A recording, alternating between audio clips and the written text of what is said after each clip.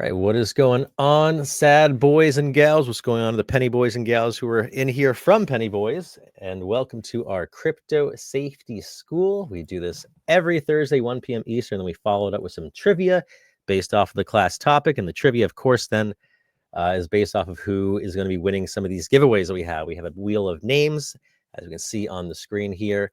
And that is how we'll be determining who wins our prizes. We got some merch. We got some free memberships we'll be giving away for our sister Discord Penny Boys for their coaching program and the some of the custom indicators over there. And looks like we might be giving away some sad tokens as well, depending on how many people we get in here today. But today's class is going to be based off of something that a lot of us are very, very familiar with, especially those of you who are active in the SAD alpha area, especially those of you who are active in the SAD degen area. But every single person here has interacted with a token of this kind because you guys are SAD boy holders. So we're going to be talking about Pumpfun.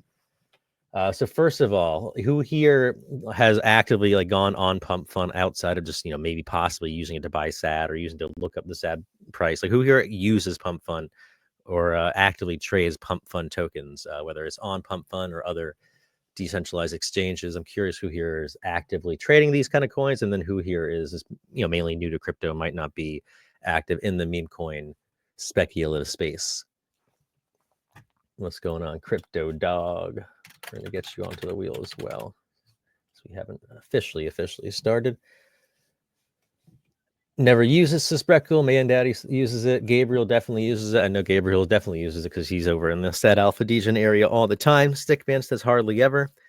And just disclosure, for those of you who are looking at the Degen area of the crypto or of the Discord, it's labeled Degen, it's labeled Moonshot and all that for a reason. Definitely, if you are looking to trade any of these coins, be very careful.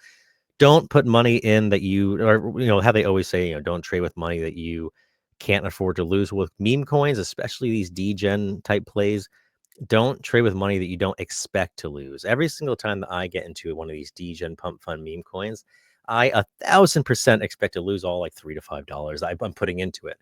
And I'm only putting $3 to $5 into it for a reason, because I'm just playing around with these. It's Pumpfun. It's made for pumping and it's made for fun.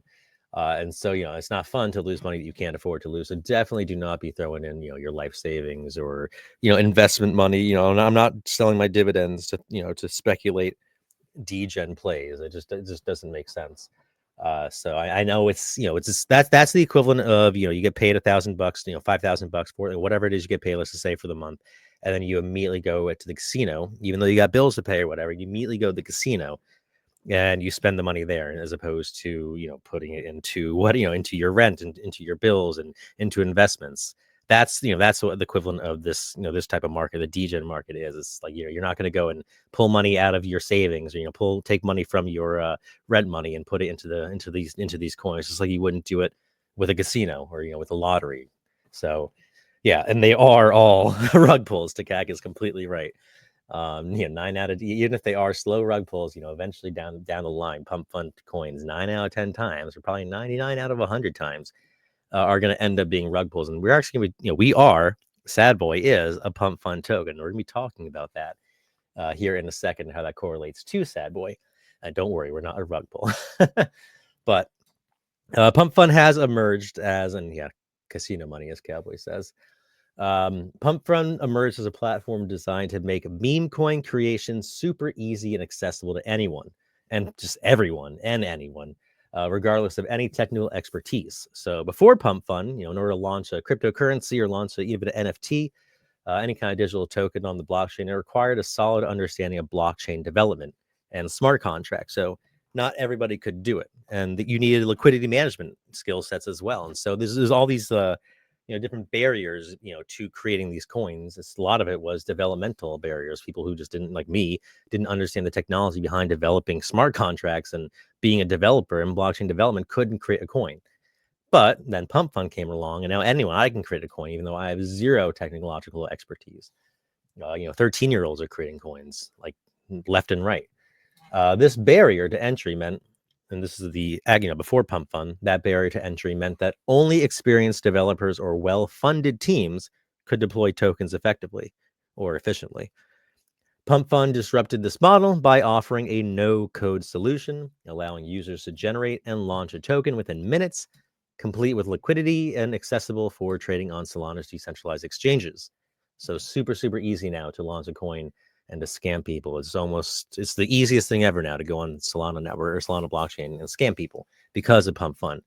At the same time, though, it is the easiest, it's really easy to go on to, Pumpfun and create a token and try to do the right thing. So, it's just, in one regard, it's easy for people who don't have blockchain development skills to try to make a coin and do the right thing. But at the same time, it opened the floodgates to all the bad actors and all the scammers out there. So it set the stage for both its rapid success and all the controversies that followed.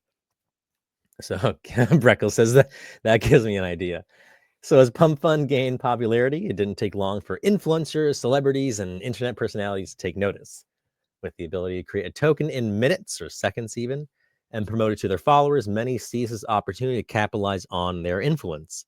So some launched meme coins as jokes, while others saw it as a quick way to make money, often at the expense of their own supporters or followers or holders or whatever you want to call them, depending on what their influence was. This led to a wave of pump and dump schemes where influencers would hype up tokens, encouraging their audience to buy in, and then sell off their own holdings, leaving investors as their exit liquidity with worthless coins. Caitlyn Jenner, Haley Welch, aka Hawk2a Girl, and other celebrities have all been accused of running pump and dumps using Pumpfun coins. There was a time where celebrities were posting about Pumpfun tokens left and right and then deleting the post once the pump and dump was over. Rumor had it that they were all connected and contacted by the same person or same group who was running the scams for them. Beyond individual scams, and that's why it's important. Just because a celebrity posts something about a token doesn't mean it's legitimately theirs, or it doesn't mean that that they're not going to delete the post and pretend that nothing happened. Because guess what? There's been so many celebrities who have done that, and there really hasn't been many repercussions.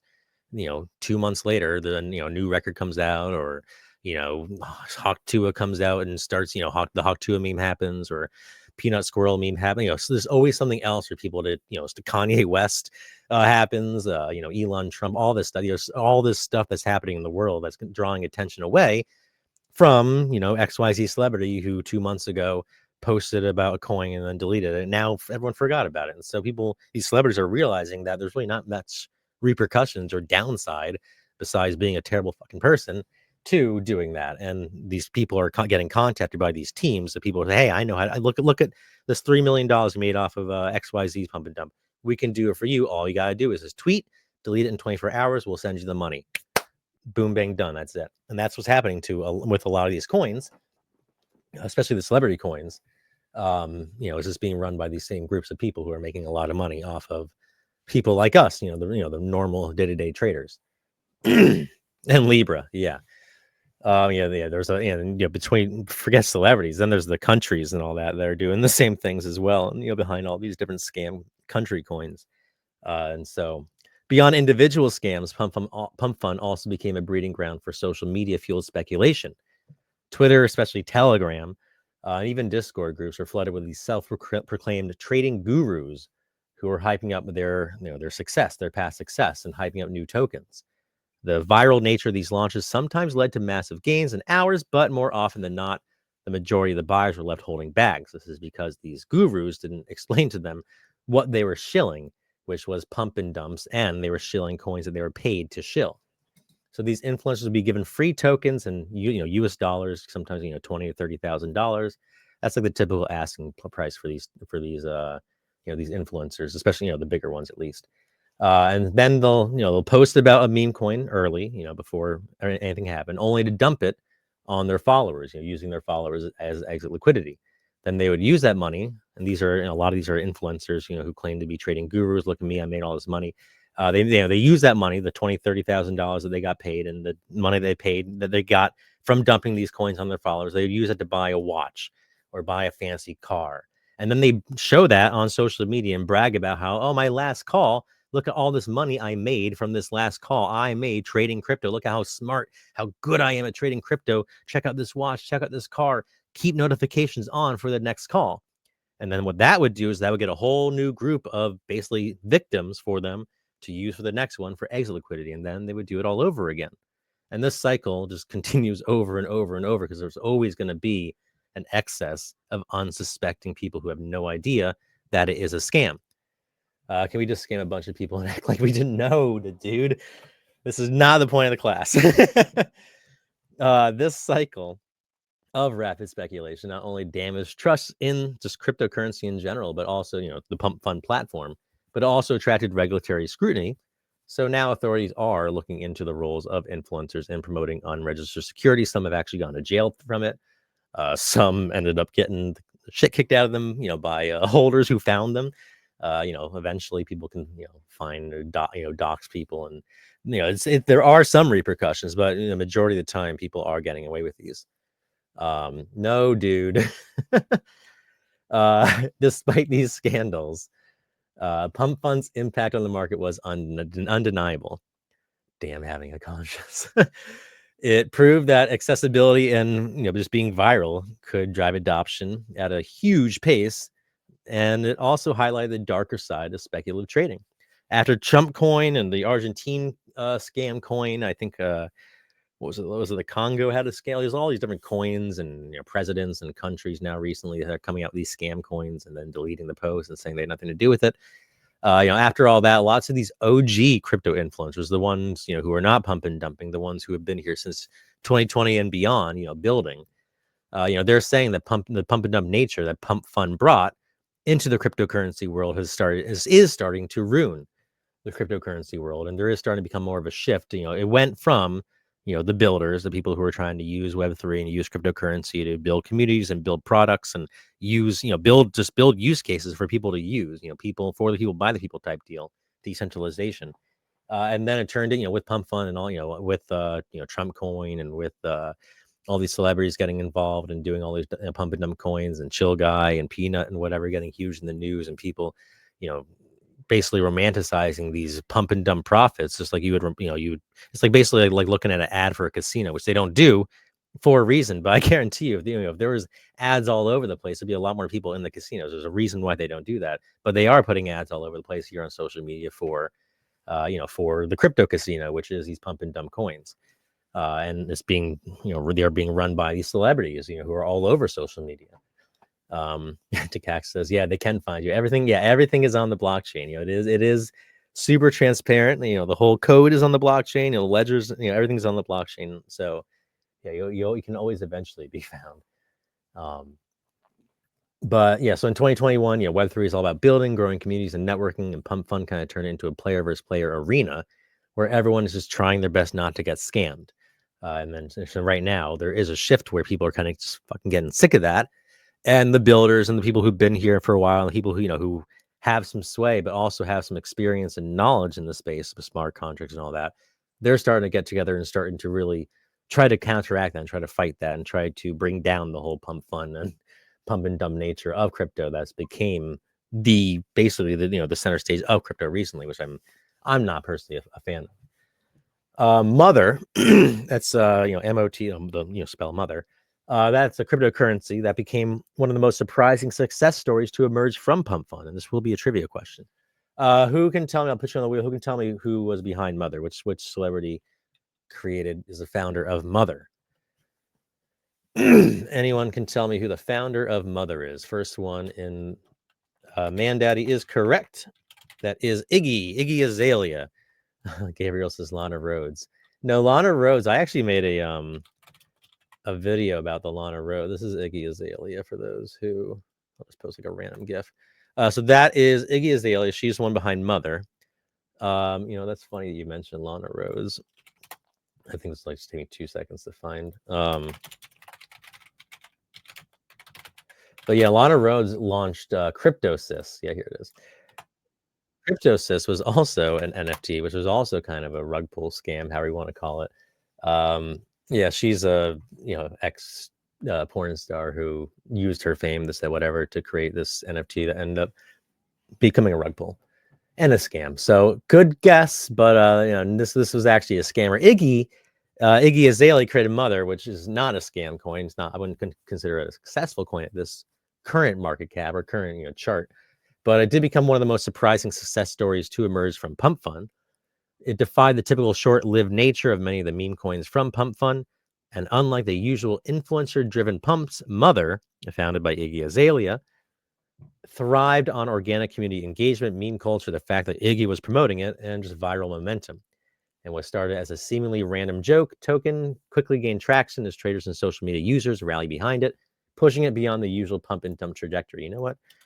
We can even look up the price here just so y'all can see what the chart looks like. So this is Iggy Azalea, one huge celebrity, her coin that she's been tweeting about it left and right. They were trying, saving the koala bears, I believe it was, and they had use cases. And as you can see, if you go to market cap, it pumped all the way up to around 100 and 140 market cap. But as you can see right now, it's back down to around where it started before all those pumps. And so, even with a name like Iggy Azalea pumping it, adding legitimate utility, as you can see, hype, especially when it gets pumped so much, hype is hard to sustain because it is just based off of, like we said last week or yesterday in yesterday's class, it's based off of a narrative.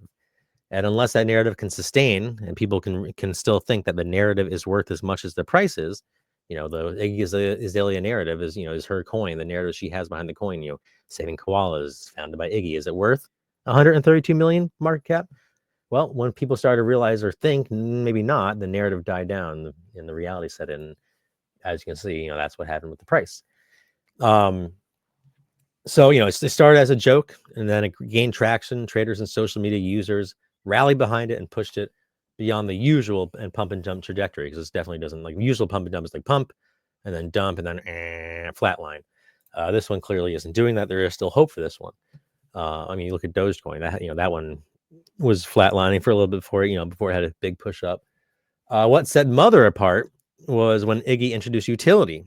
They not only charity donations to saving koalas, but also making it just she made it more than just another fleeting meme coin by adding use cases. So holders were able to spend their Mother on merch and use it to purchase cell phone plans when she integrated Mother into her new telecommunication venture, cell phone venture.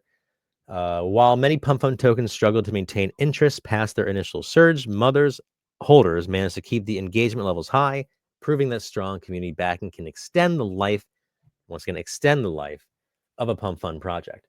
However, like all Pumpfun tokens, or majority 99.9%, it still faced, as you can see in the chart, the challenges of lack of contract control. It's a big one, lack of contract control. We'll be talking about that in a little bit here for a sad boy update. Liquidity limitations also, which will be talked about, and the speculative nature of the platform being, Pumpfun. The price pumped to a high of 140 million market cap, but since has fallen to basically, the lows of where it was before the whole speculative pump started, proving that Pumpfun tokens are built just for that, pumping and fun. You got Peanut. Let's go look up Peanut. How is Peanut doing? And everyone was talking about, what's Peanut doing for marketing? Everyone's talking about them. So there's Peanut's chart. As you can see, big pump up, has not sustained. It's a meme coin based around Peanut the squirrel, a squirrel that was euthanized unjustly last year. The price pumped to over 2 billion market cap due to hype and pump-like tactics, paying KOLs and the whole 9 yards. But since then has fallen back to the levels it was before its big hype-driven pump. Once again, it was just a narrative, and people realized after the hype was over, is the narrative worth what the price is? No. And as you can see, the price went down, meaning that anyone who bought that pump and didn't average down is now a bag holder or lost a lot of money. If you look at the charts of Chill Guy, Moodang, and other pump coins or pump fund coins that are created just due to hype, you'll see the same theme. So Pumpfun's rise had a huge impact on the broader crypto market, especially in the meme coin sector. By making token creation accessible to anyone, it hugely increased the number of new projects launching daily, now even hourly at this point. This explosion of new tokens led to a wave of hyper speculation where traders were constantly hunting for the next big pump. The low barrier to entry fueled a casino mentality in crypto where many investors were no longer evaluating projects based off of fundamentals, but instead just chasing rapid gains emotionally, often jumping from one coin to the next within hours. So it created like this casino emotional narrative-based trading mentality, which narrative trading is a very good way to trade if you know how to manage your emotions and understand what the narratives are and how the narratives work and aren't the one getting stuck at the top of the narrative.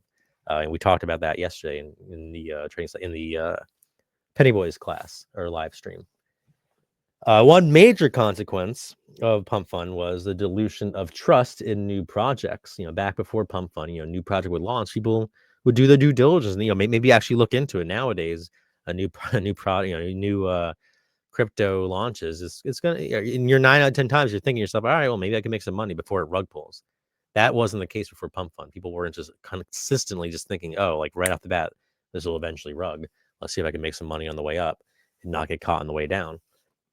So that was one big consequence, or just one big impact that having these tokens being launched in quick succession, it made it basically near impossible to distinguish legitimate community-driven coins from cash grab scams, especially because a lot of the cash grab scams were good at masking themselves as community-driven coins because they would pay these raid teams. They would pay these teams, and we've been offered lots of these teams coming to us. Paid. Hey, we'll go on your Discord, we'll make it look active. We'll go on your Telegram, make it look active. We'll go and raid all your stuff, make your raids look active. We'll even run your raids so it looks like everyone's doing it. We're gonna make it look like you have this huge community as long as you pay us. And so eventually, they stop paying them, and that stops, and all that narrative is all poof. It's gone. It's not real.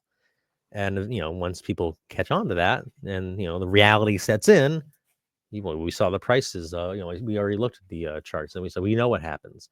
And so many traders adopt a mindset of just getting early, dump before it crashes, which leads to high volatility price movements, just in crypto in general, but especially meme coins, and just unsustainable cycles of speculation, which is hard. It's just made it hard for genuine projects to gain long-term traction, especially recently after Trump Coin and these most recent ones with Hawk Tuah coin and even the Libra scam.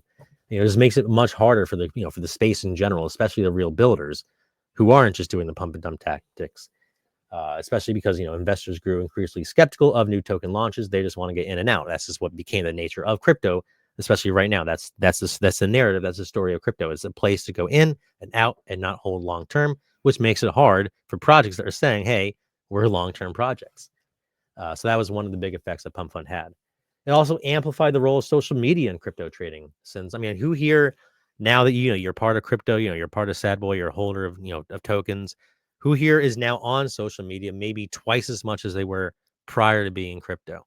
I know I, for one, but before I got into crypto, Web3, NFTs in 2021, before Penny Boys, I didn't even own a cell phone or like a smartphone. I didn't even need one. I never was on. I didn't have a TikTok or a YouTube. I didn't do any of that kind of stuff. But because of the world that we're in, it's necessary. Yeah, there you go. Tikak says yes, cowboy. Man, daddy, yeah, re-download to Twitter. Yeah, since anyone could create a token and market it instantly, platforms like Twitter and Telegram became battlegrounds now at this point for influencers and communities trying to generate hype. Viral posts, memes, and insider groups dictated price action more than any real utility or innovation or actual real marketing. And what I mean is marketing a real product that is real and saying, hey, this is what we're going to do. This is, this is what we're saying we're going to do. This is how it's going to work. Whatever. And then, people buying based off of that, the actual possibility of the product doing what, X, Y, Z or whatever it is. All these posts, memes, and all these insider groups, had nothing to do with that, like real marketing. Survival, Sister Keg. Yeah, exactly. I got Telegram only for bots, but yeah, that's fair. I'm not a huge fan of Telegram, but it is good for trading. So this led to some success stories, of course, but it also created an environment where misinformation and market manipulation was rampant and almost just normal. As traders, relied more on hype than they did on due diligence, and because traders are relying more on hype more than due diligence, the crypto market right now is a narrative-driven market. It's an emotion-driven market. People are trading based off of their emotions more than they are based off of technical analysis, more than they are based off of strategy, more than they are based off of fundamental analysis. Emotions, which is narrative trading, emotions is taking the front seat in the crypto market. So people who know how to trade emotions and not trade emotionally are the ones who are winning. And the ones who are trading emotionally and are, getting stuck, hyped up into the narrative and being, getting stuck in the herd mentality and, not practicing the things we teach, over in the trading psychology courses and Penny Boys, they're the ones who are getting stuck and, becoming the exit liquidity of these scammers and other people who are taking advantage of the fact there are scammers out there and trading the ups and downs. Another notable effect was the shift in developer behavior. Traditionally, launching a token required at least some technical expertise. Like I couldn't do it back in the day. Now I can. It meant that most crypto founders had a background in blockchain development. I mean, they actually understood crypto. They actually knew crypto. Like, what a crazy concept that the people running your project, understand how the blockchain works. How crypto works. I mean, if me and Austin try to make, Sad Boy without bringing on, Oliver and Fairness and some of the other people that we brought, some of the people from the Wolf Financial team who've done this before, that'd be batshit crazy for us to pretend to think that we knew what we're doing. And even now, even with that, no one really knows what they're doing because there is no there's no textbook to launching a long-term token successfully, other than right now the textbook is pump and dumping. But it's back in the back before that, you actually had to understand the blockchain in order to create or at least hire someone that did in order to create a token. With Pumpfun, they removed that requirement, so many new token creators just lack the knowledge to properly manage or sustain a project. This led to frequent liquidity mismanagements, broken tokenomics, and abandoned projects. And it also resulted in an increased number of dev for hire services where experienced blockchain developers offer their skills to help Pumpfun creators, refine their contracts or recover lost liquidity, or refine their projects or recover lost liquidity. So, a lot of, low barrier to entry means that there's gonna be a lot of people who are creating these coins, creating these projects, entrepreneurial ventures, without any experience in being an entrepreneur, in starting a business, in running a business, in managing a business, or all that with a coin.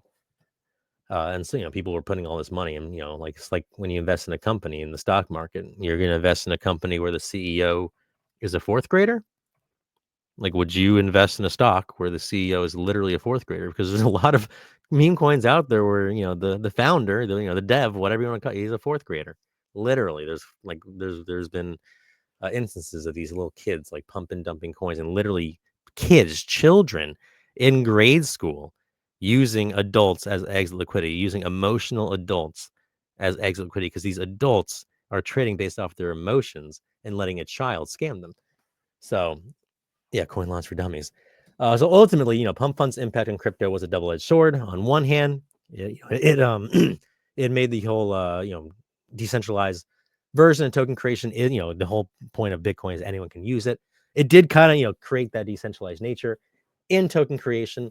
Brought a whole bunch of new participants and expanded the meme coin market.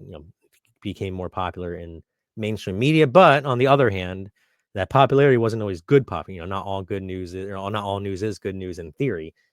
Especially when it comes to financial instruments.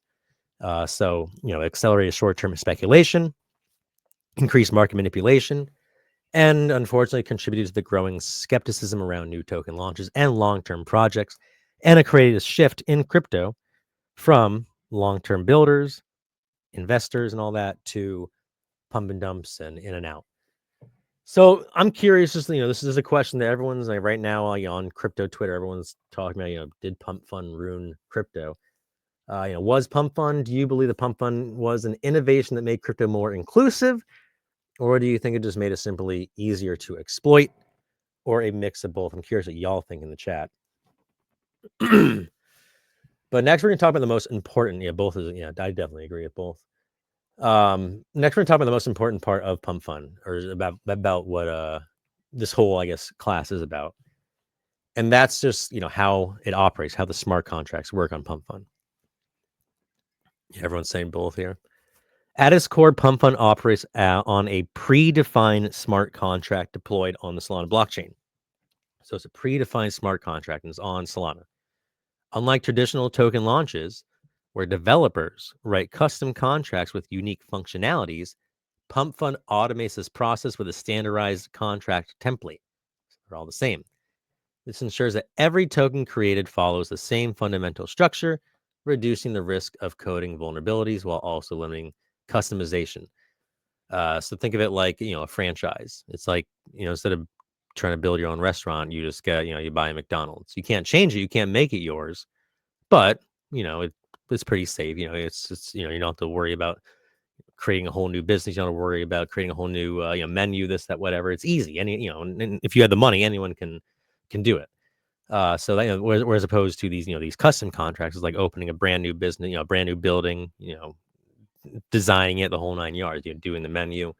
It's very, very different, with these, a chain restaurant versus a, like a family run restaurant.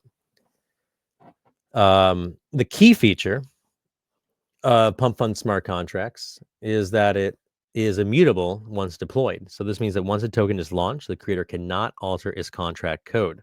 They can't remove liquidity or manually manipulate supply and tax mechanisms. So this immutability was intended to protect traders from classic rug pulls where developers could suddenly drain liquidity or change contract rules to their advantage.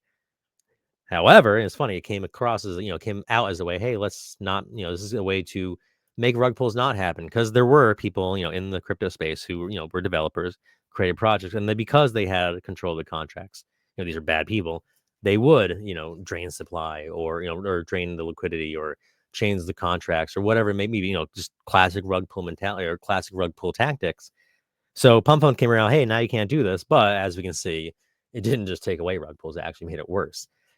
So it just made it different as well. And now there's just more of them. So the same structure also introduced a new form of exploitation, as malicious actors found alternative ways to profit without direct contract manipulation, as we see left and right happening. Plus, a lack of contract control makes it hard for long-term projects to build.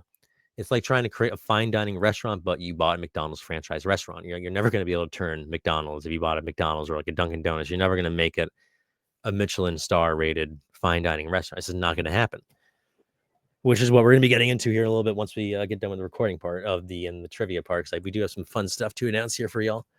But each Pumpfun token is launched with a liquidity pool on Solana's decentralized exchanges. So what's the letters here for decentralized exchanges? What is the acronym everyone always says for decentralized exchanges? Here we go, Breckle. It is a DEX. I got something stuck in my throat. So if you do see the term DEX, DEX, they're talking about decentralized exchanges. So these are exchanges such as Radium. When a token creator launches a coin, a portion, and we have a whole, by the way, for those of you who don't understand how how that works, we have a whole class on, or whole resource on decentralized exchanges versus regular exchanges, etc., in that channel I just posted. So this ensures that the token can be immediately traded without needing an external market maker. So, the plus side is that anyone can make a coin and then just throw it on this DEX, and using Pumpfun, and happens automatically. You don't have to worry about it getting listed on this, that, whatever. The downside is that this model often leads to extreme volatile price swings, as liquidity pools start small and can be easily manipulated by early buyers and sellers, as we all saw. Being a Pumpfun token, we got very heavily manipulated toward after the big pump. The big marketing pump, we got heavily manipulated by the early buyers that end up being sellers, whether they were people who got in early and just needed the money and decided to sell all in one go, or they were maybe bots, which also, smart contract ownership can help mitigate. How do you access that channel? So what you do, so first you just have to purchase a little bit of SAD tokens, and then just go to the holder verification and verify. In order to get access to that channel in particular, you just need like a SAD. So like the crypto safety school, all you need is just to, you can buy a penny if you want of SAD token, or you get access to that, and you get access to the rest of the holder channels as well. For the alpha, like the crypto alpha stuff, that is 5,000 SAD for now. This is like $4 or so, $2. So very accessible at the moment. So another defining aspect of Pumpfun tokens is that ownership is renounced at launch. So this means the original creator has no direct control over the smart contract after deployment, like they would with a regular token. So this prevents developers from pulling liquidity, but it also means they cannot introduce upgrades, fix issues, or implement additional features. This lack of control forces projects to rely entirely on external community building and marketing, making sustainability really challenging.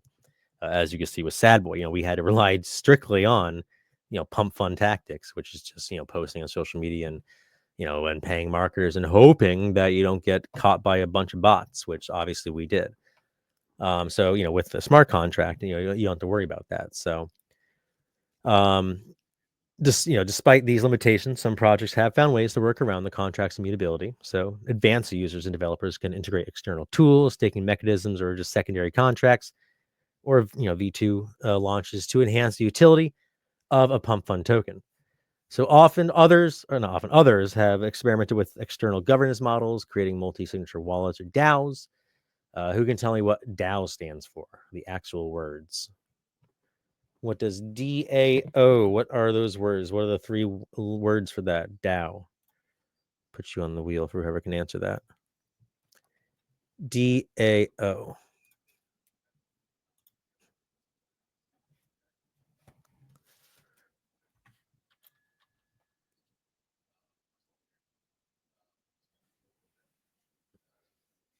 There we go.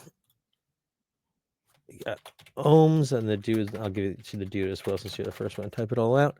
Yeah, it is decentralized anonymous organization. I'll get rid of the peanut the squirrel chart since that one died. Yeah, that is a DAO. So it's basically a way for communities to, or for just projects in general, to let their communities vote.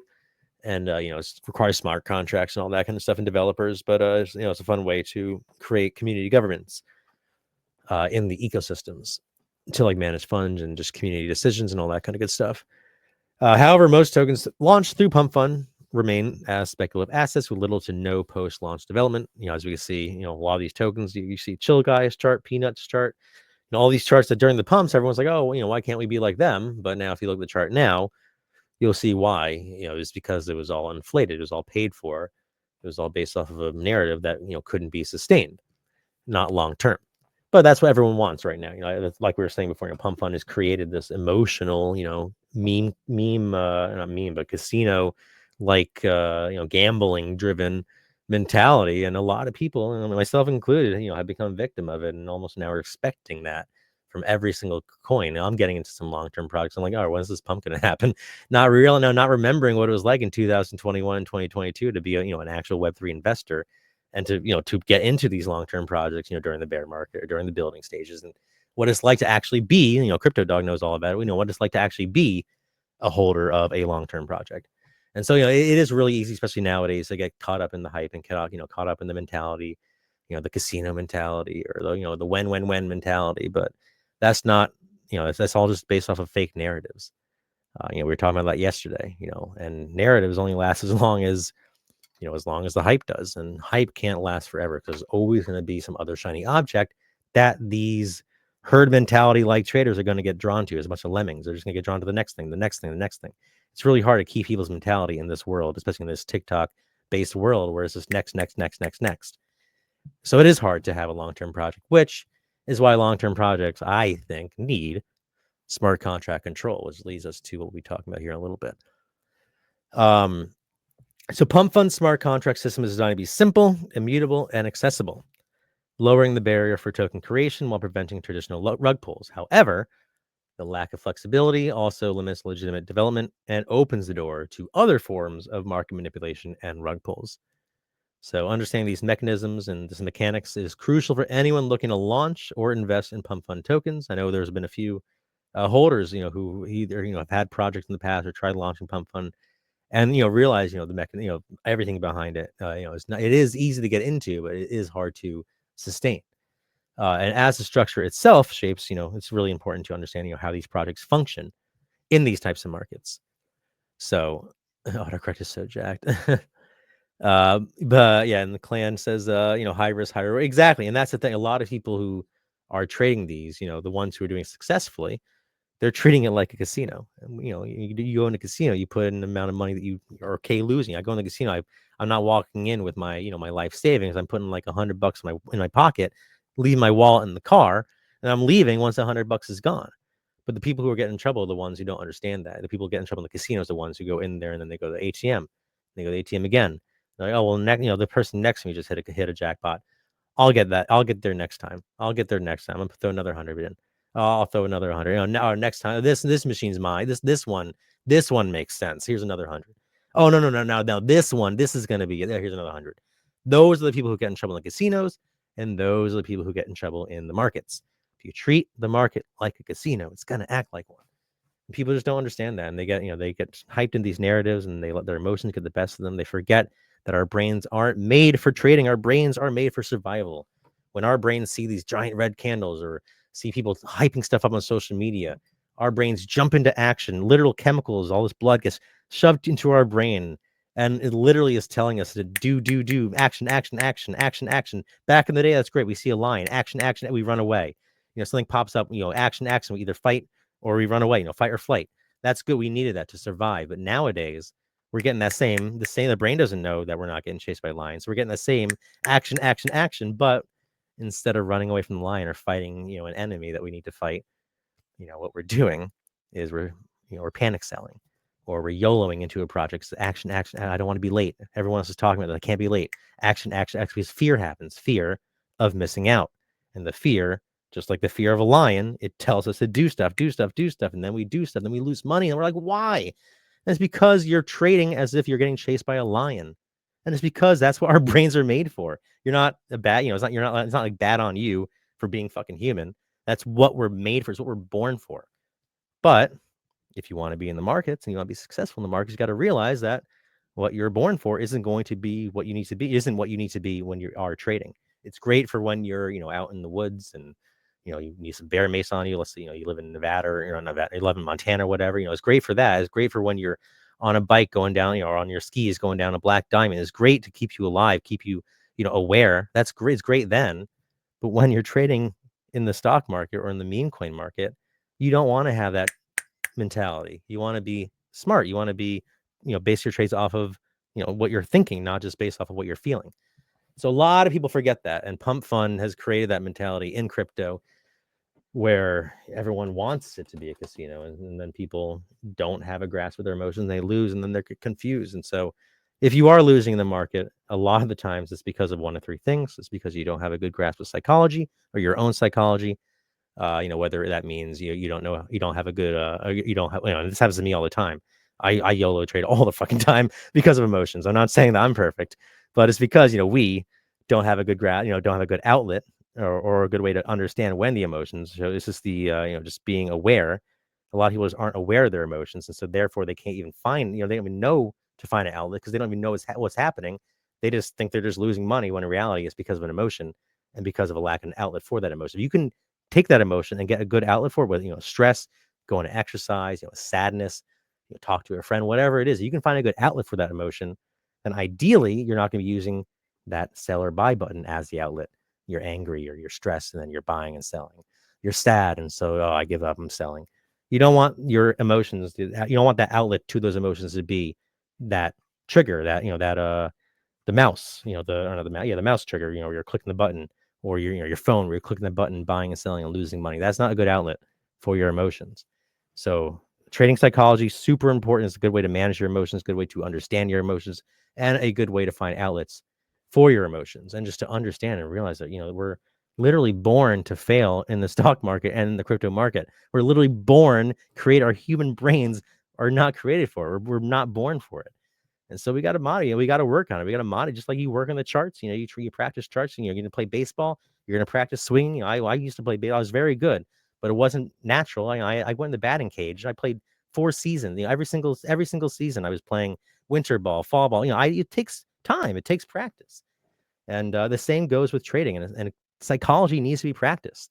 And people don't realize that. So it's that, psychology, tools. A lot of people don't have the right tools. Like in the meme coin world, especially, we have in the alpha chat, we have a thing that posts, what's going on we have a thing that posts all the different tools that we use for trading, like Photon, Axiom, and all that kind of good stuff. Rickbot, for instance. Like, a lot of people are losing money because they don't have the right tools. They're not getting in fast enough, or they're getting out not quick. They're not getting out quick enough because they don't have the right tools. For some people are trading these meme coins with the phantom wallet, these pump and dump meme coins with a phantom wallet. It's like trying to bike down a mountain bike, trying to go down a mountain, like a black diamond, or like a giant hill, like a mountain bike hill, on like a training wheels bike made for like a toddler. You're not going to have a good time. So why not just upgrade to a mountain bike? Learn how, don't go down your first step. Don't immediately just get a mountain bike and go right down that hill. Practice a little bit on that mountain bike. Learn how that mountain bike works. Then eventually you'll have a much better time going down that giant hill than you would trying to do it on that tricycle. And same deal goes for trading. If you are losing money, and maybe it's because you're using Phantom or Jupiter or whatever it is, like some of those dexes, and for these fast plays, learn how to I've had to do this. I was doing the same thing. I was using, back when I was in the stock market, where I was trading with Robinhood, losing money. Why can't I chart? Oh wow, because I'm using a really non-superior charting system. Of course I'm not doing well. So it is really, really important to no, I love Phantom too. I trade with Phantom all the time when I'm, if it's the ones I'm not, if I'm putting $3, I'm 100% okay losing it all. But if you're putting in money that you're not okay, you want to have a stop loss, don't trade on Phantom. So it'll be a lot more entertaining for us. And it's a lot more entertaining, to watch a meme coin trader, try their best on Phantom, with these high risk coins. But it's not sustainable though. So Pumpfun tokens, they've renounced the tokens, they're launched with renounced ownership. So the creator has no direct control over the contract after it's deployed, and the projects don't really have contract control either. So one of the most powerful tools available to projects with contract control. Yeah, actually, yeah, exactly. Chakak. Yeah, and that's important. It's important not only just to get the get the platform, get the tool, but also to learn about it. Just like if you're going to get a superior mountain bike, you want to learn how to use it first before going right down the hill. And so so it's the psychology, the tools, and the third thing, of course, is strategy. A lot of people either don't have a strategy or they're using the wrong strategy because they found some guru who has a whole different schedule than us and different mindset, different emotions, and different portfolio size, and we're trying to replicate what they're doing. That's just impossible. That's like like you just sometimes some things you just had to do uniquely, and it's good to have coaches, good to have mentors, but it's also good not to just follow one guru and think that just by because they are flaunting their their watches and whatever, that you can get there by doing exactly what they do, unless you are exactly like them, and some people are. But that's why that's why over in Penny Boys you have multiple coaches. We aren't just like one guru. It's not like just Austin over there saying, hey, you trade my options, you do my SPY options, this, that, whatever, you're gonna get rich, this, that, whatever. There's no other way to do it. Anyone else who's telling you how to do it is lying. That's anyone who says that's fucking bullshitting. So it is really important to understand the tool, the strategy, and the psychology.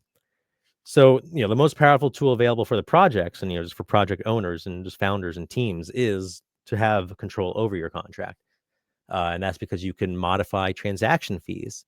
That's like a sales and a buy tax. So many of these projects use this feature to introduce buy and sell taxes, where a percentage of each transaction is automatically allocated to specific wallets. So this revenue can be used for marketing, development, liquidity injections, staking rewards, or charity donations.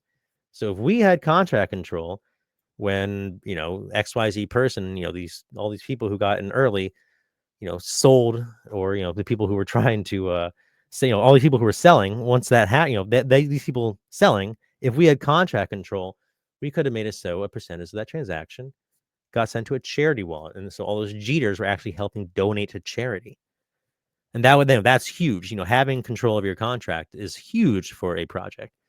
It's, the same deal like opening a restaurant, having, you own the restaurant as opposed to, a franchise. However, in less ethical projects, developers use high sales taxes to drain value from investors over time, and they disguise it as a community fund, when in reality they're just funneling the tokens back into their own wallets, or eventually just rug pulling and then taking the tokens for themselves. So great idea, great concept. You have to be careful about who you're following, and if it's a docs team or not, if you believe in the team or not, if you believe they're going to rug pull you or not. Even just because you have, just because a project has control of the contract doesn't mean that they're not going to use that control to fuck us over and to rug pull us. Another key function available to contract controlled projects is blacklisting wallets or limiting sells. This would have been super helpful for us because we had some wallets that were purposely driving the price down, and we had a lot of bots who came in. These contracts, if you have control of your contract, you can limit that. This is often promoted as a security feature to prevent bot trading, sniper attacks, or malicious actors from manipulating price and liquidity. Huge deal to have that. However, some developers use this capability to prevent certain holders from selling their tokens while allowing insiders to exit at peak prices, a tactic often referred to as a soft rug pull. So hey, you can get out, but we're gonna make the contract so that the rest of the people can't. Yeah, and that yeah, that will definitely happen. But even just having control of the bots and all that is just huge. Um, Projects, with contract control can also pause or modify liquidity mechanisms. This allows developers to adjust liquidity pool parameters or even migrate to new smart contracts. In some cases, this is used responsibly to upgrade a project, such as migrating from an older contract to a more secure or feature-rich version. However, it can Andre. However, it can also be abused to gradually drain liquidity without triggering a full rug pull event. So, when it comes to these projects with full contract control, as you can see, it could be really good for projects who's doing the right thing because they could have a or a charity tax. They could make it so that the bots can't get involved and be the reason why the token's going down. They can do so much with that control, but they can also do a lot of bad with it if it's in the wrong hands, like these soft rugs, using their developing skills to do that. Which is why Pumpfun came around initially, was to make it so that these developers couldn't do that. This is a contract that no one has control over, no one can manipulate it. But then what ended up happening was it just became a way for anyone to launch a rug pull. A more advanced function seen in some controlled contracts is the ability to mint or burn tokens. So burning tokens means removing them from circulation. It's typically used as a deflationary measure to increase scarcity and drive demand. However, the ability to mint tokens, like these contracts allows developers to print a new supply at will, which can devalue holdings and create stealth delusion, where investors see price stability but fail to notice their percentage of supply decreasing. So like what happened to in that movie about Facebook with Jesse Eisenberg. What's it called? It's called the Facebook, I think. And what happened to his business partner, where they diluted his shareholdings, basically. Stealth dilution.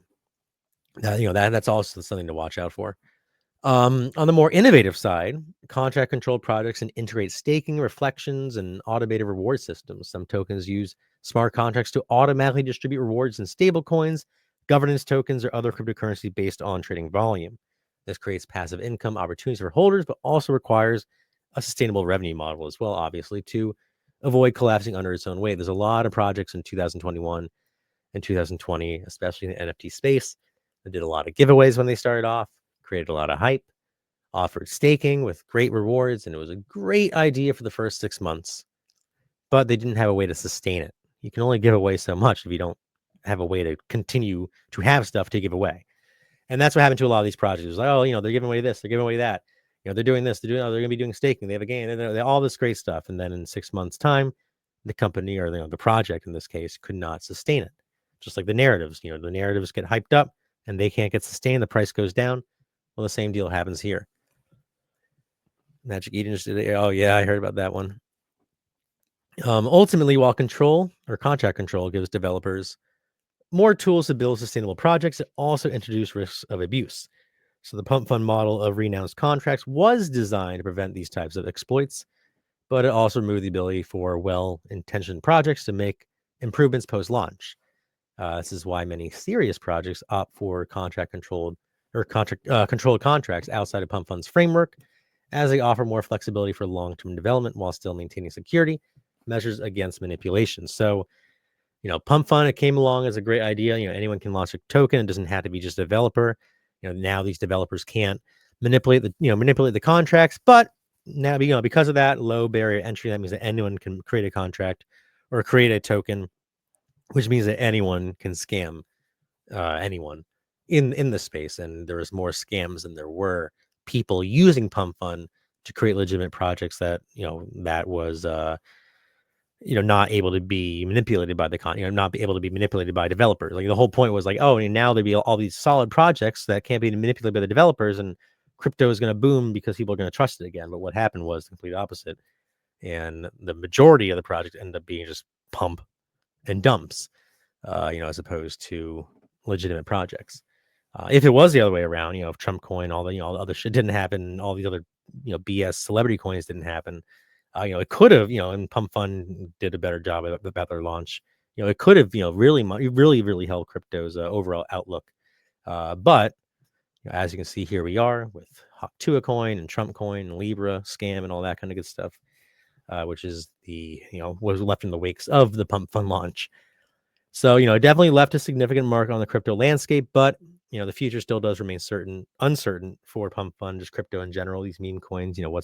What is the future going to be? Is it going to be long-term projects that take the meta of 2025, become the new thing for 2025, or is it going to be these player versus player arenas, casino meme coins? So Pumpfun's ability to simplify and accelerate token creation made it a powerful tool for both genuine community-driven projects and speculative traders as well. However, it's as for scammers. So one potential future for Pumpfun is just continued mass adoption within the meme coin sector. So as retail traders and influencers remain eager to launch new tokens, the platform could solidify itself as a go-to place for instant crypto speculation. As long as the scams and all the scandals, get a little bit dampered, I guess, because I know right now Pumpfun everyone's kind of shitting on it in crypto Twitter. So this would keep engagement high, but also reinforce its reputation as a tool for short-lived hype rather than sustainable projects. So Pumpfun remains in this lane it currently is in.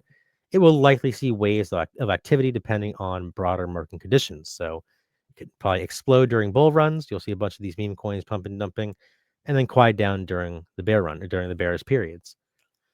And honestly, with NFTs, there were a lot of scams coming up left and right, and that was what then eventually there was the bear market, which kind of led to to the building market. And so I'm hoping it doesn't happen, but there is a chance that we could see that happening here at crypto, where there's all these scams, and then we might see a little bit of a bear market, which will flush them all out and turn it into more of a building market, where the builders do, like Pudgy Penguins NFT, survive and thrive.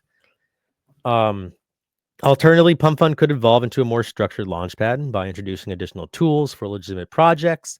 If the platform finds ways to support governance models or revenue sharing mechanisms, or even sales tax or charity taxes, like just specifically made for charity taxes, or layered security features, it could attract a new wave of creators interested in building beyond just meme coins. However, implementing such changes would require a shift from the current model of instant, immutable contract deployment, pump, pump, pump, fun, dump, dump, dump, which might go against its core appeal of simplicity and decentralization. So it's either going to stay in this lane and continue being the pump and dump place, or it's going to try to evolve and become more structured, more regulated, which, the pros and cons of each.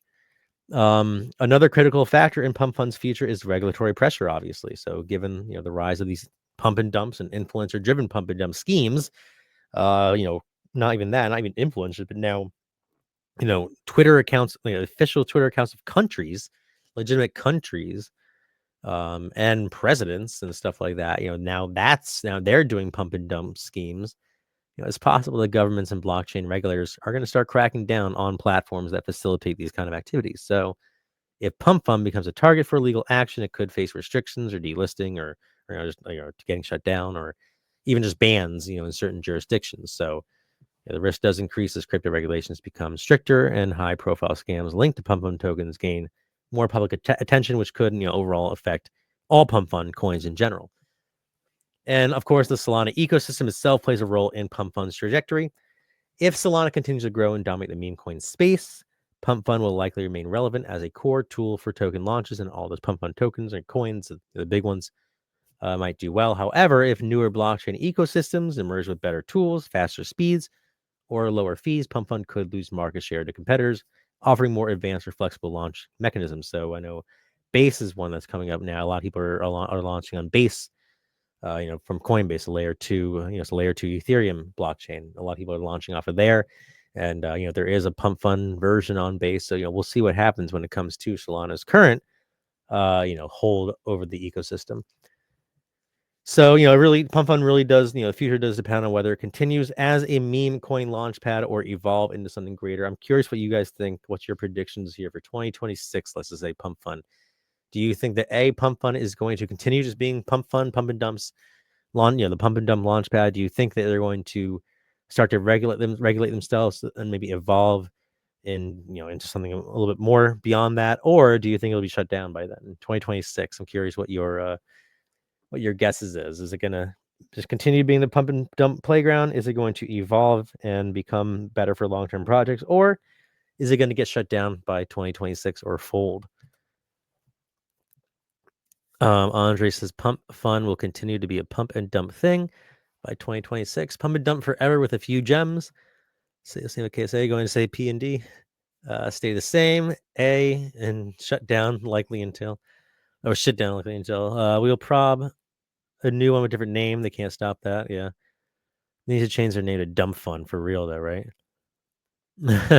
No, it is shut down in the UK. Well, regardless of what happens next, Pumpfun has definitely already changed the way people interact with token launches. It's redefined accessibility in crypto, challenged traditional project models, and sparked ongoing debates about decentralization, regulation, and the balance between innovation and security. So whether you see it as a revolutionary tool or as a breeding ground for speculation and degeneracy, one thing is clear.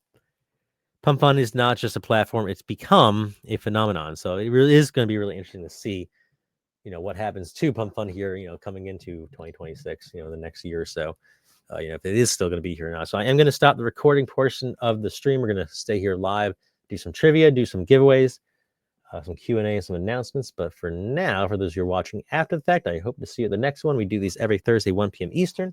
Hope to see you live at the next one. But until then, I hope that you all make some bread.